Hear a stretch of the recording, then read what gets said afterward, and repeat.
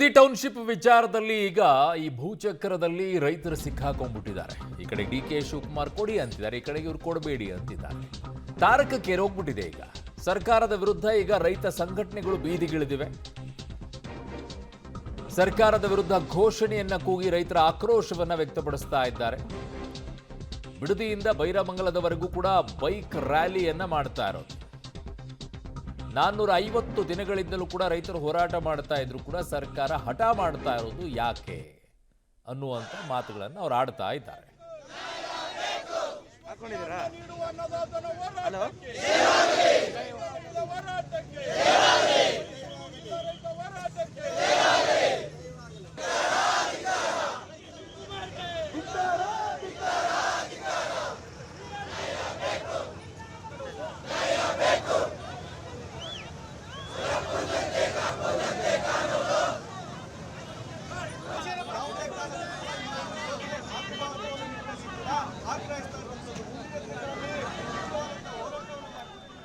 ಇದು ದೊಡ್ಡ ಮಟ್ಟದಲ್ಲಿ ಸಂಘರ್ಷಕ್ಕೆ ನಾಂದಿ ಆಡೋ ರೀತಿಯಲ್ಲಿ ಕಾಣಿಸ್ತಾ ಇದೆ.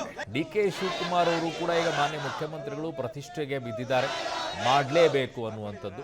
ಆ ಕಡೆ ಕುಮಾರಸ್ವಾಮಿ ಅವರು ಅದನ್ನು ಮಾಡೋದನ್ನು ನಿಲ್ಲಿಸಲೇಬೇಕು ಅಂತ ಅವರು ಕೂಡ ಹಠಕ್ಕೆ ಬಿದ್ದಂಗಿದೆ.